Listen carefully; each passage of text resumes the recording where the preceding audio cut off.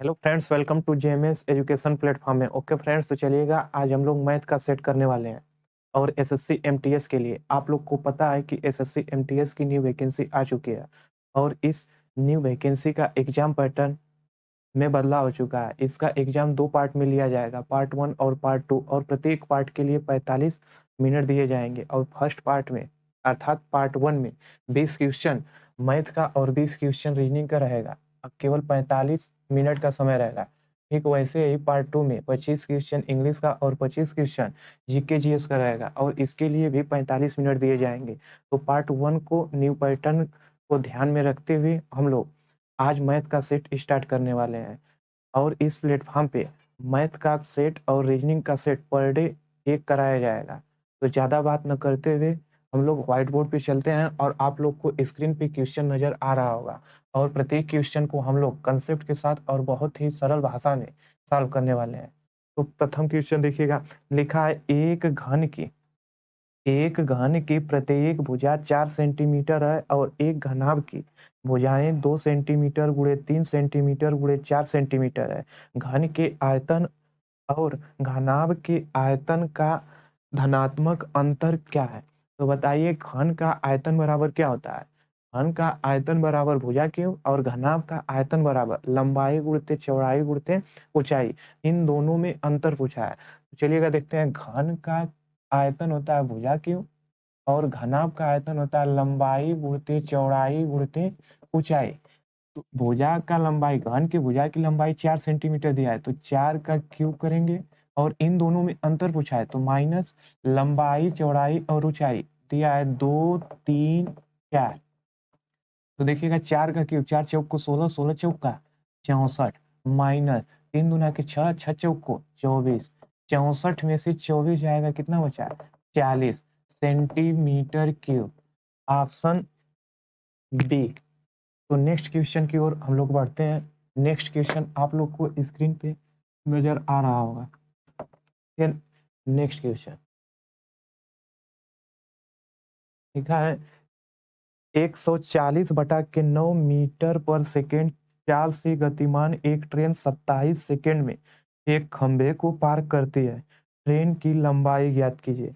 आप लोग को पता होगा कि जब कोई ट्रेन किसी व्यक्ति, औरत या खंभे को पार करती है तो ट्रेन की लंबाई दूरी के बराबर होती है। अर्थात लंबाई पूछा है, दूरी निकाल लेंगे। तो स्पीड कितना दिया है? 4। स्पीड दिया है 140/9 मीटर पर सेकेंड और समय दिया है 27 सेकेंड। समय 27 सेकेंड। पूछा है डिस्टेंस, तो डिस्टेंस बराबर बताइए, चाल गुणित समय। चाल दिया है 140/9 और गुणित समय 27। तो 9 एकम 9, 9 3 27, 14 तिया 42। तो डी बराबर अर्थात ट्रेन की लंबाई बराबर 14 तिया 42 420 metre. 420 metre. Option C. Next question की ओर हम लोग बढ़ते हैं। नेक्स्ट क्वेश्चन को सॉल्व करने का कोशिश कीजिए। दिया है पी एक कार्य का 1/2 भाग 10 दिनों में। तो पी एक कार्य का 1/2 भाग 10 दिनों में। क्यू उसी कार्य का 1/5 भाग 4 दिनों में। तो मुझे दोनों मिलकर उस कार्य को कितने दिनों में करेंगे? दोनों मिलकर उस कार्य को कितने दिनों में करेंगे? मतलब पी प्लस क्यू। बताइएगा कि 1/2 इधर भाग में तो इधर जाएगा तो गुना में हो जाएगा, ये ध्यान से। और इधर भाग में है तो 5 जाएगा तो गुना में हो जाएगा। तो पी भी कितना दिन में? 20 दिन में और क्यू भी 20 दिन में। एलसीएम कितना होगा? 20। 20 एकम 20, 20 एकम 20, दोनों मिलकर तो 20, दोनों मिलकर तो 20 काम को दोनों मिलकर 1 प्लस 1 कितना हो जाएगा? 2। कितना अंतर आंसर आएगा? 10 days. 10 days. Option C. Next question की ओर बढ़ते हैं हम लोग। देखिएगा, एसएससी एमटीएस का लेवल बहुत ही सिंपल होता है, बहुत ही सरल क्वेश्चन देखने को मिलेंगे और ऐसा ही क्वेश्चन एग्जाम में देखने को मिलेगा। ठीक है, अगला नेक्स्ट क्वेश्चन बोल रहा है कि यदि ब्याज को वार्षिक रूप से संयोजित किया जाता है तो रुपया 24,000 पर 10% प्रति वर्ष की दर से 2 वर्षों के लिए चक्रवृद्धि ब्याज कितना होगा? तो बताइए, इसमें वार्षिक दर है मतलब सलीना, समय 2 वर्ष, दर 10% और मूलधन 24। तो बताइए मूलधन कितना दिया है? मूलधन दिया है 24,000 रुपये। और दर दिया है रेट, रेट दिया है 10%। और समय दिया है 2 वर्ष, समय दिया है 2 वर्ष। और वार्षिक ब्याज ही देना है। तो बताइए 24,000 का 10%, 24,000 का 10% कितना होगा? 1/10, 2400। तो देखिए साधारण ब्याज प्रत्येक वर्ष बराबर होता है, लेकिन चक्रवृद्धि ब्याज प्रत्येक वर्ष बराबर नहीं होता है। चक्रवृद्धि ब्याज में प्रथम वर्ष का ब्याज मतलब साधारण वर्ष का प्रथम वर्ष का ब्याज प्लस चक्रवृद्धि ब्याज भी, मतलब अगर देखा जाए तो एक वर्ष के ब्याज समान होते हैं और चक्रवृद्धि ब्याज पे ब्याज लिया जाता है। तो कहने का मतलब है कि साधारण ब्याज हो या फिर चक्रवृद्धि ब्याज, पहले वर्ष बराबर मिलते हैं। तो बताइए 2 वर्ष मिलेंगे तो पहले वर्ष साधारण ब्याज कितना मिलेगा? 2400। असाधारण ब्याज प्रत्येक वर्ष बराबर मिलता है, तो दूसरे वर्ष भी कितना मिलेगा? 2400।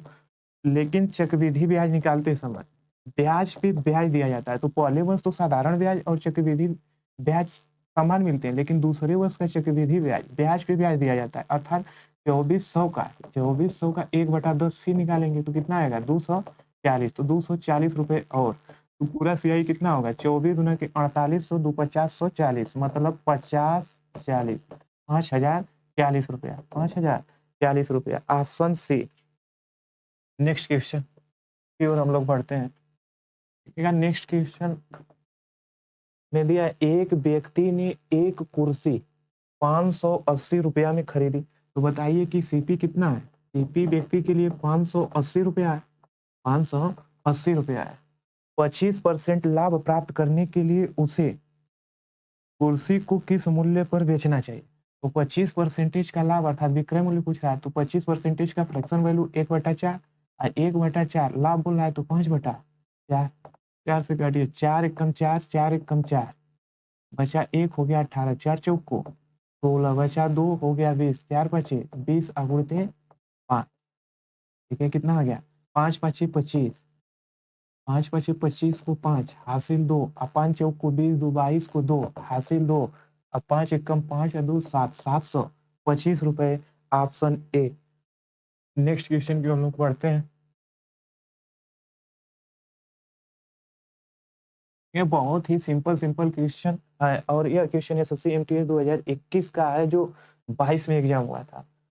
तो चलिएगा देखते हैं।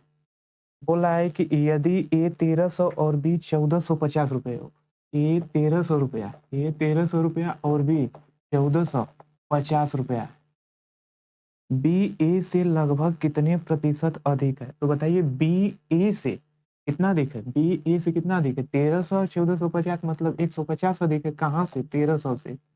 1300 गुणे 100, कितना परसेंटेज पूछा? तो डबल जीरो से, डबल जीरो। 150 में 13 का भाग देंगे तो 13 एक कम 13, बचा कितना? 2 हो गया 20। 13 एक कम 13, बचा कितना? 7 हो गया 70। तो दशमलव 13 पचे 65 मतलब 11.5। देखिएगा 11.54% मतलब 11.54%। ऑप्शन डी पे। नेक्स्ट क्वेश्चन की ओर हम लोग बढ़ते हैं।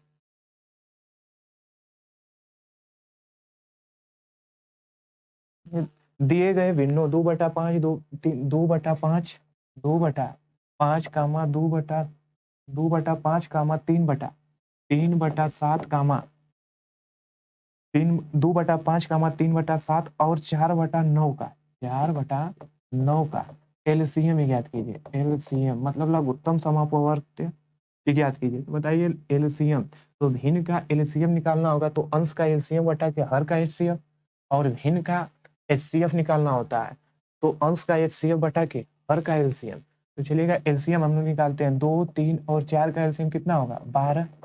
2 और 3 और 4 एलसीएम हुआ छोटी से छोटी संख्या होती है जो प्रत्येक नंबर से कट जाए। तो 2 से भी 12 कट जा रहा है, 3 से भी कट जा रहा है, 4 से भी कट जा रहा है। तो एलसीएम अंश का एलसीएम कितना आया? 12 बटा के हर का एचसीएफ, हर का एचसीएफ 5, 7 और 9 कॉमन है ही नहीं मतलब एचसीएफ 1। इसका आंसर कितना होगा? 12। कितना होगा? Option D. देखिएगा ऑप्शन डी पे है 12।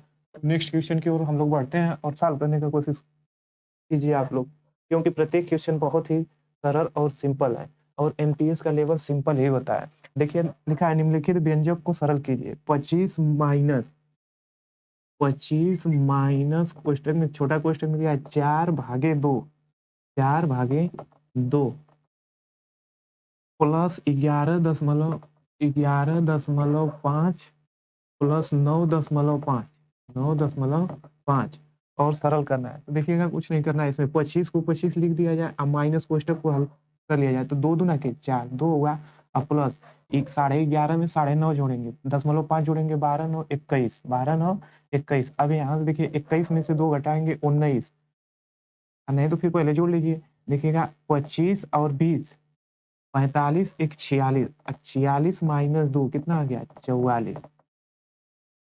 Option B. नेक्स्ट क्वेश्चन की ओर हम लोग चलते हैं। दिया है निम्न समीकरण में प्रश्न प्रश्न चिन्ह के स्थान पे कौन सी संख्या आ सकती है, कौन सी संख्या आ सकती है। देखिएगा लिखा है कि 5/9, 5/9 का, या आप पढ़ेंगे या का, इसका मतलब गुणा होता है। तो आप यहाँ गुणे 11/14, ये लिखा है आप मतलब गुणा 42%, परसेंटेज हटाएंगे तो 100 से भाग देंगे, का मतलब गुणा लिखा है 400, 540, 540 बराबर लिखा है प्रश्नवाचक चिन्ह। देखिएगा प्रश्नवाचक चिन्ह यहाँ एक सम्मान ले रहे हैं, इसका स्क्वायर है तो इसका स्क्वायर कर दे रहे हैं और लिखा है -45, -45। तो आप लोग को स्क्रीन पे क्वेश्चन नजर आ रहा होगा। और देखिएगा का मतलब होता है गुना, तो का यहाँ गुना लिख दिए और यह परसेंटेज था तो परसेंटेज को हटाएंगे तो 100 से भाग देंगे और प्रश्नवाचक चिन्ह यहाँ था, लेकिन देखिएगा स्क्वायर दिया है प्रश्नवाचक चिन्ह का तो स्क्वायर लिख दिए। अब चलिएगा सॉल्व करते हैं। तो देखिएगा 1 0 से 1 0, 14 एक कम 14, 14 तिया 42, 9 एक कम 9, 9 छंग 54, 9 5 42, 9 6 54 होता है। नीचे भी 10 बचा है, तो देखिएगा 2 से, तो 2 तिया 6, यहाँ 5 और 5 से 5 कर गया। फाइनल क्या है 11 तिया 33 तिया 99 बराबर दिया एक्स स्क्वायर -45। तो एक्स स्क्वायर को उधर छोड़ दे रहे हैं, एक्स स्क्वायर जब 45 इधर लाएंगे तो प्लस हो जाएगा, 99 में 45 जोड़ेंगे 144, तो एक्स बराबर निकालेंगे तो √144 हो जाएगा। 144 का वर्गमूल क्या होता है 12 होता है। इसका आंसर ऑप्शन डी 12 होगा। नेक्स्ट क्वेश्चन की ओर हम लोग बढ़ते हैं।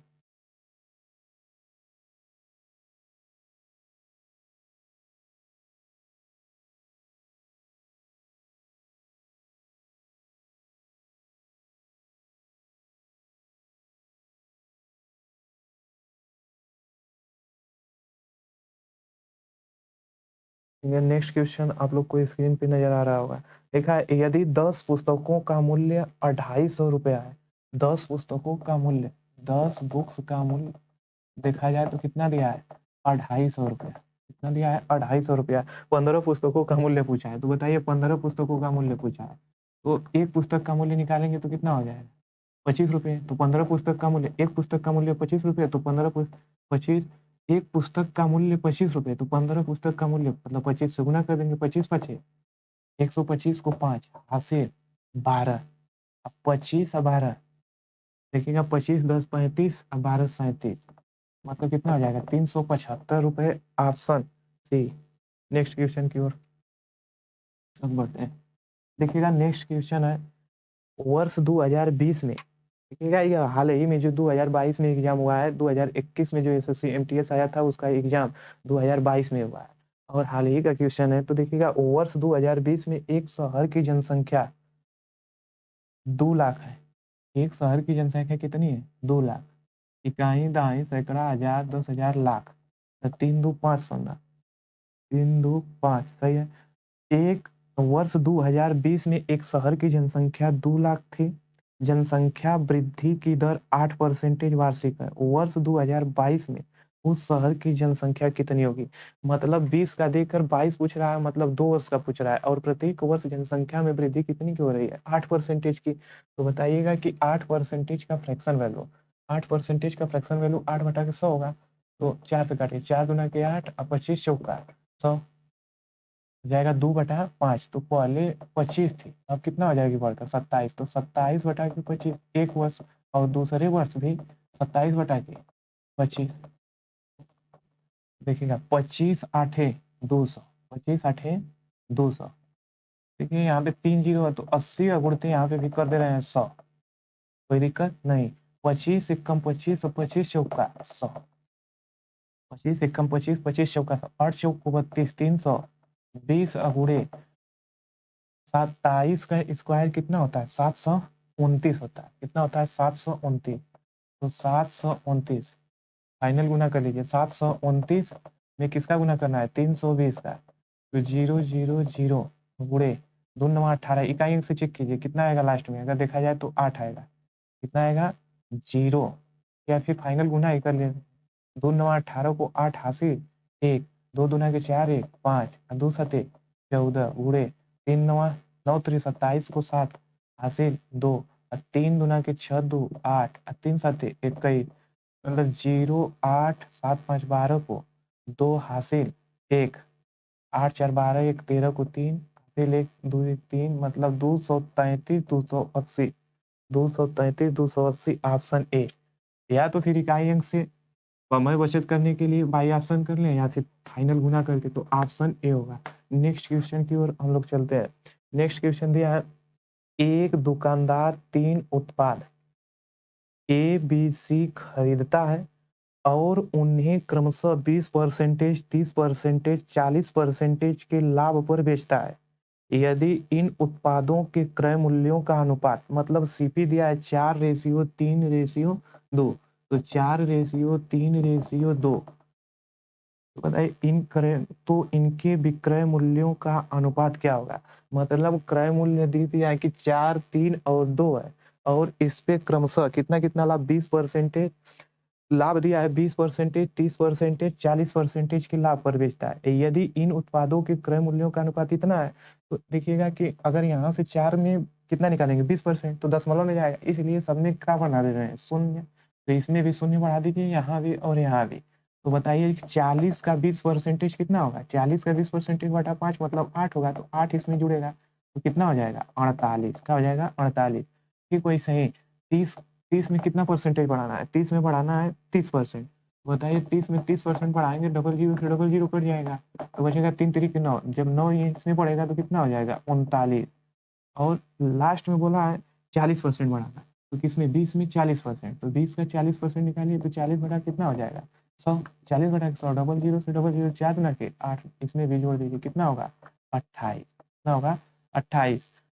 तो इसका आंसर विक्रय मूल्य का अनुपात क्या होगा 48:39:28। 48:39:28 ऑप्शन डी। नेक्स्ट क्वेश्चन की ओर हम लोग बढ़ते हैं। यहाँ लिखा है 21 क्रमागत प्राकृतिक संख्याओं का औसत 53 है। तो 21 क्रमागत प्राकृतिक संख्याओं का औसत 53 है। तो 21 क्रमागत है, 21 में तो एक हम लोग लिख दिए। तो बताइए कितना बचा 20 अक्रमागत है, तो 10 इधर होगा 10 इधर होगा, मतलब 10 संख्या इधर होगी 10 संख्या इधर होगी। लेकिन क्वेश्चन को ध्यान से पढ़िए, इन 21 संख्याओं में सबसे छोटी संख्या का मान कितना है। तो 21 के अगर 10 माइनस करेंगे इधर पहले, तो कितना होगा 43। तो छोटी ही पूछ रहा है, तो इसका आंसर क्या हो जाएगा 43। क्या हो जाएगा 43 ऑप्शन ए। नेक्स्ट क्वेश्चन की ओर हम लोग बढ़ते हैं। एक पंक्ति में व्यवस्थित 5 संख्याओं का औसत 309 है। 5 संख्याओं का औसत 309 है। इनमें से पहली 2 संख्याओं का औसत 431 है। पहली 2 संख्याओं का औसत, मान लीजिए कि फर्स्ट संख्या और सेकंड संख्या का औसत कितना दिया है, एवरेज औसत कितना दिया है 400, औसत 431। और लास्ट मतलब इसमें बचा क्या थर्ड संख्या, और लास्ट 5 संख्या बोला है, तो और लास्ट 2 संख्याओं का औसत, मतलब लास्ट से अगर देखा जाए तो थर्ड को छोड़ दिया जाए, मतलब फोर्थ और 5 का औसत कितना दिया है, फोर्थ और 5 का औसत 231.5 दिया, 200 31.5 पंक्ति के ठीक बीच में कौन सी संख्या होगी? तो बताइएगा कि लगातार 5 है, लास्ट से 2 का औसत इतना है, अब पहले से 2 का औसत इतना है, तो बीच में कौन सी संख्या होगी? थर्ड थर्ड होगी ना? तो थर्ड संख्या का औसत पूछ रहा है। अरे थर्ड संख्या एक क्वेश्चन में यही बोल रहा है कि एक पंक्ति में व्यवस्थित 5 संख्याओं का औसत 309 है, अर्थात प्रत्येक संख्या का अगर एवरेज देखा जाए तो 309 है, तो वैसे तीसरी संख्या का भी एवरेज कितना होगा? 309। लेकिन 309 से अगर इसमें देखा जाए फर्स्ट और सेकंड में 309 तो दिया है 431 में से 309 घटाए कितना अधिक है? 11 में से 9 गया 2 बचा, और यहाँ भी 2 1 122 अधिक है। लेकिन 122 अधिक है तो एक लोग अधिक है, तो उसी प्रकार देखा जाए तो 122 में एक लोग होगा, तो 2 लोगों का देखेंगे तो 122 का 2 गुना कितना होगा? 244। जब 244 अधिक है तो इसमें से कम करना पड़ेगा, तो 244। ठीक वैसे ही देखा जाए तो 309 में से यह कम लिया गया है, अर्थात 231.5 घटाएंगे, जितना बचेगा 10 में से 5 गया 5, हासिल बचा 10 में से 5 गया 5, तो हासिल 5 बचा। हासिल कहाँ बच रहा है? 10 में से 5 गया तो बचा 5, इधर देखा जाए तो 8 बच रहा है, तो 8 में से 1 गया तो 7, दशमलव वहीं पे रहेगा। अब यहाँ 0 में से 3 तो नहीं जाएगा, तो 10 में से 3 जाएगा तो 7, और 2 में से 2 गया 0। मतलब अगर देखा जाए तो इस दो संख्या में प्रत्येक 77.5 कम है। दोनों संख्या में अगर देखा जाए तो प्रत्येक 77.5 है, तो एक 77.5 है, तो 2 कितने कम रहे होंगे? तो 77 का 2 गुना करेंगे, तो देखिए 2 5 10 को 0, हासिल 1, दशमलव लगा दीजिए, एक ही अंक पे है। 2 7 14, 1 15 को 5, हासिल 1, 2 7 14, 1 15, मतलब 155। यह कम है, क्यों कम है? क्योंकि इसका एवरेज 231 है, लेकिन प्रत्येक का एवरेज 309 है। इसका अधिक था इसलिए यहाँ माइनस किए हैं, और इसका कम है इसलिए इसमें जोड़ेंगे 155। तो फाइनल आंसर यही होगा। तो अगर देखा जाए तो 309, तो 309 और 155, तो 100 जोड़िए, 309, 300 में 100 जोड़ेंगे 455 हो गया, 455, और 455 में 9 जोड़ दीजिए, तो 55 में 5 जोड़ेंगे 60, और 4 64, मतलब फाइनल कितना आया? 155 और 309 को जोड़ने पे 464, 464, और 464 में से कितना घटाना है? 244। देखिए अच्छा क्वेश्चन है, लेकिन प्रत्येक एमटीएस का लेवल बहुत ही सिंपल होता है, इसमें अच्छे क्वेश्चन या तो एक या फिर दो ही मिलेंगे, तो यह अच्छे क्वेश्चन हम कह सकते हैं। देखिएगा 4 में से 4 गया 0, 6 में से 4 गया 2, और 2 में से 4 गया 2, तो कितना आंसर होगा? 220। Option D, option D. चलिएगा नेक्स्ट क्वेश्चन की ओर हम लोग बढ़ते हैं और सॉल्व करने का कोशिश कीजिए आप लोग भी साथ में। यह एक वस्तु को बेचने पर 20% और 30%, एक वस्तु को बेचने पर 20% और 30% की दो क्रमागत छूट दी जाती है। वस्तु के अंकित मूल्य और उसके विक्रय मूल्य का अनुपात बताइए। तो बताइए छूट जब भी दी जाती है तो एएमपी से एएसपी पे छोड़ देते हैं, तो एएमपी पे देते हैं। तो एएमपी और एएसपी क्रमागत 20% और 30% है, तो 20% का फ्रैक्शन वैल्यू अगर देखा जाए तो क्रमागत 20% और 30%, तो 20% का फ्रैक्शन वैल्यू 1/5, तो 5 जब छोड़ देंगे तो 4 हो जाएगा। ठीक उसी प्रकार 30%, तो 30% का फ्रैक्शन वैल्यू क्या होगा? 3/10 होगा, 30/100 करेंगे, एक जीरो से एक जीरो कट जाएगा, मतलब एमपी था 10, तो जब छोड़ दिया तो बेचा कितना है? 7 में, तो 10 बचे 50, और 7 चौक 28, 7 चौक 28। देखिएगा एमपी और एसपी का ही अनुपात पूछा है, मतलब अंकित मूल्य और विक्रय मूल्य। हम लोग का अंकित मूल्य ही विक्रय मूल्य है, तो 2 से काट दिया जाए, तो 2 से काटेंगे तो ये कितना बार में कटेगा? 25 रेशियो 14, तो 25 रेशियो 14 इसका आंसर होगा ऑप्शन ए। अगले क्वेश्चन की ओर हम लोग बढ़ते हैं।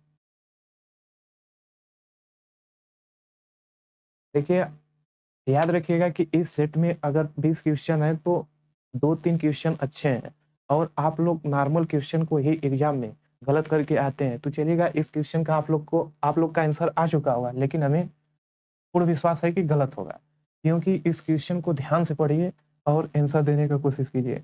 लिखा है 2 पाइप डी और ई अकेले अकेले एक टंकी को क्रमशः 26 घंटे और 78 घंटे में भर सकते हैं।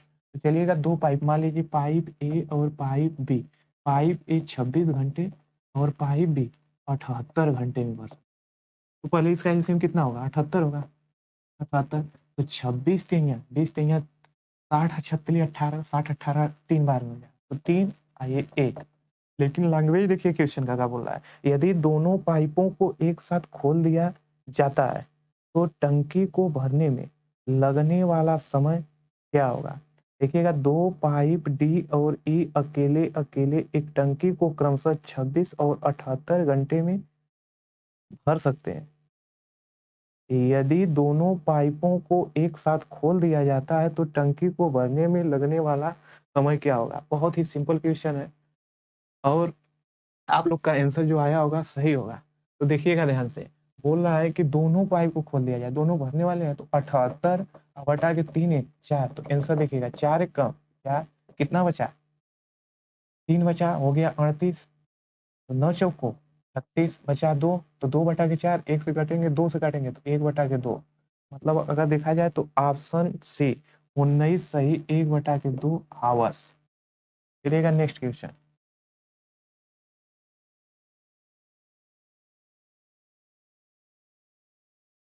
नेक्स्ट क्वेश्चन बोला है, एक नाव धारा की दिशा में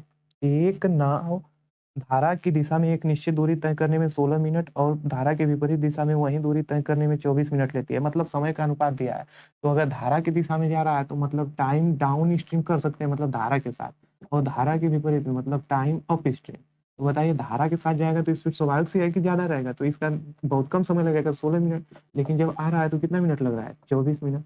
16 मिनट और आने में 24 मिनट लगता है, तो इसको रेशियो में 4 से काटिए, 4 से को 16, 4 से 4 फिर काटिए, 2 2 से 2 दूना 4 और 2 3 6। मतलब आप लोग को पता होगा कि टाइम टाइम का रेशियो क्या है, 2:3 है, तो स्पीड का रेशियो चेंज हो जाएगा।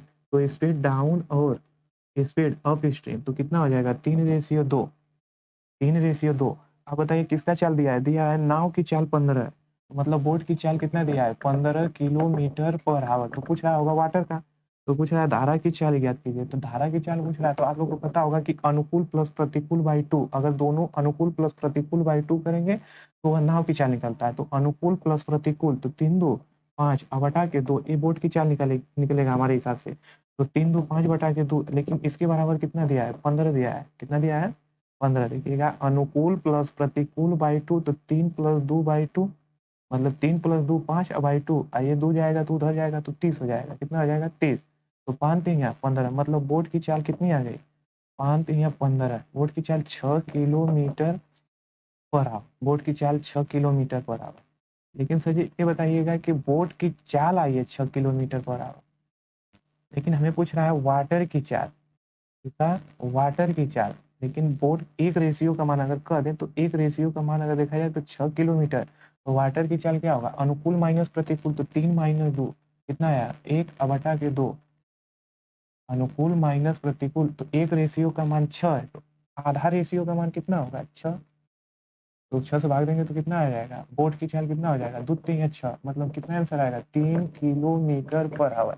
देखिएगा कि जब कोई नाव धारा की दिशा में जाती है तो वह कम समय लेती है, और धारा की विपरीत दिशा में आती है तो अधिक समय लेती है, और टाइम का रेशियो स्पीड के रेशियो के इनवर्स होता है, अर्थात उल्टा होता है। अगर टाइम 3 2 है तो वह 2 3 होगा, अगर वह उल्टा है तो मतलब आपस में ए विपरीत होते हैं। तो एक रेशियो का मान हमने निकाल लिया 6, तो आधा रेशियो का मान 3।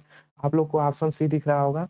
और नेक्स्ट क्वेश्चन की ओर हम लोग बढ़ते हैं। क्या यदि किसी शंकु की ऊंचाई और आधार त्रिज्या दोनों को दोगुना कर दिया जाए तो शंकु का आयतन उसके पिछले आयतन का हो जाएगा। तो बताइए, ऊंचाई और त्रिज्या दोनों की बात कर रहा है शंकु का, मान लीजिए कि पहले ऊंचाई 1 थी और त्रिज्या भी पहले 1 थी, इन दोनों को दोगुना कर दिया जाए, इसे भी दोगुना कर दिया जाए, इसे भी दोगुना किया जाए, तो शंकु का आयतन जो पिछले आयतन से कितना गुना हो जाएगा।